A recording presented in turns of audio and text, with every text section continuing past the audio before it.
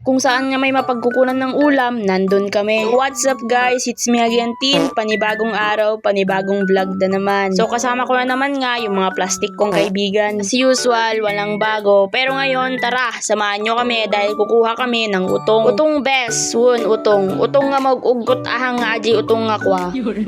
Charis. So inawis na kami ni Jasper, ni Pascual, ang mapangkanagugot jay utong da. Sakto best, nagadu nga utong da. So napang kami managin na harvest na bagla pang sida. So hapon na nga nung pumunta kami kaya hindi na mainit at wala ng araw. I-enjoy na nga yung mga plastic kong kaibigan na kumuha ng utong. Hoy, baka hindi nyo alam kung ano ang utong. Sitaw ito. Sitaw, bataw, bakulaw. Basta, sitaw. Pag di nyo alam, i-search nyo na lang. So sa may taltalon na kami dumaan para makapunta dun sa may taniman. Di nyo alam ang ibig sabihin ng taltalon, ito yung palayan. Ito kasi sa amin, pagkatapos sila mag-ani ng palay, doon na sila mag-i-start na magtanim ng mga balatong or ng mga utong. Malapit lang naman ito sa may daan, kaya nilakad na lang namin. Kasama ko nga dyan si Yani at si Ma'am Kitkit dahil nahuli kaming pumunta dito. Yung mga iba, nauna na ngang pumunta dito dahil nagkulong-kulong sila. In short, sumakay sila sa Lamborghini namin. Dito nga na part, may nakita ako na nagpapagawa ng bahay and sobrang simple at ang ganda. Nasa gitna nga ito ng palayan. Medyo patapos na nga yung bahay, sana all. Mantalang yung bahay namin, nakatenga pa rin. So nung malapit na nga kami sa may pagkukunan ng sitaw, nakita ko na nga yung mga plastic kong kaibigan. Nag-i-enjoy na nga silang kumuha. So bali dalawang klase nga yung tinanim nila dito, yung balatong at utong. Kaka-enjoy nga kumuha dahil hindi nga mainit. Sa kabibidyo ko at di tinitignan ang dinadaanan dyan, muntik pa akong matisod. Deserve best. Dito nga na part, ito yung utong. Dito kami kukuha ng pangulam namin. Sama nga namin yung mama and papa ni Pascual. Dahil nga maganda yung view at maganda yung paglubog ng araw, nagpicture-picture na lang sila. Nga lang yung oras na pinagpunta namin dito at di na mainit yung sikat ng araw. At imbes na kumuha ng utong, ayan, nagpicture-picture na sila. Pero kahit ganon, okay na to, libre na to, may pangulam na tayo. Ang balak nga naming luto dito ay lalagyan namin ng pritong isda. May konting sabaw para masarap. Kasi puro na lang karne ng baboy ang inuulam namin. Bakit ba? Mayaman kami. Tsareng! Mga occasion kasi na nangyari kaya madami pang natirang karne. So pati na din si Yani dyan, nag-e-enjoy na kumuha ng utong. Sa mga tao nga na hindi nag-uulam ng ganto, try nyo to, masarap to. Bukod nga sa healthy at madaming vitamin ang makukuha, nakakapagpahaba din to ng buhay. Dito nga na part for the video of myself na din ako.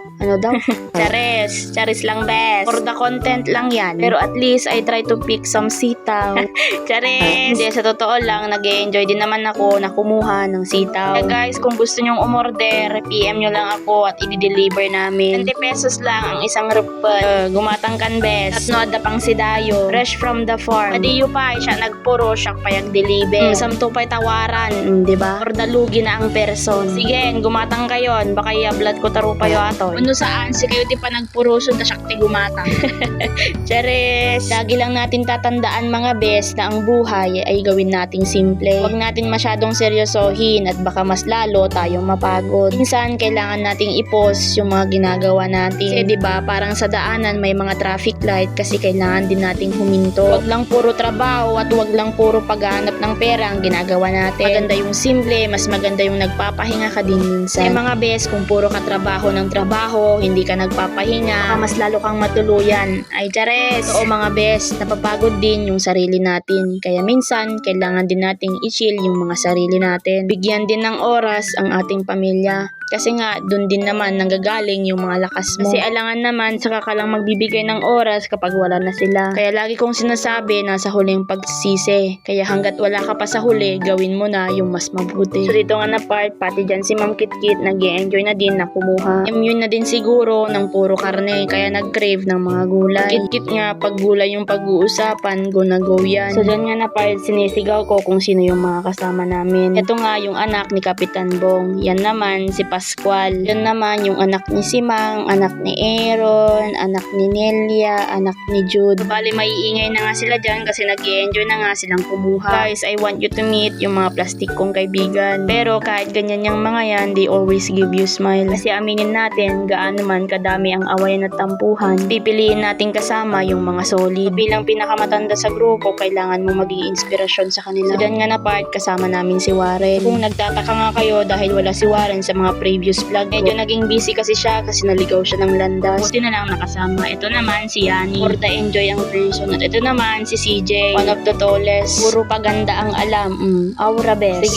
Sige lang best. Talang si Sai dyan, for the tingin lang. Walang pake sa mundo. So pagkatapos ka namin kumuha dyan, umuwi na kami dahil maggagabi na. Tinanggal na nga namin yung bawat dulo ng sitaw. Nililinisan na namin para sa ganon makapagluto na kami ng ulam namin. Kaya nga nang sinasabi ko ang lulutuin namin is lalagyan namin ng pritong isda. Nag-aadobo din na kami ng sitaw para naman may side dish. Tulong-tulong na kami sa paglilinis dyan para mas madali kaming matapos. Paano ba yan mga best? Salamat sa palaging pagsuporta ng mga vlog ko. Pero kung hindi ka pa naka-follow, i-follow mo na ako, i-like mo na din at i-share mo na ito para pareho tayong masaya. So, paano ba yan? Ako nga pala si Tin, tambay lang pero may pangarap. Bye-bye!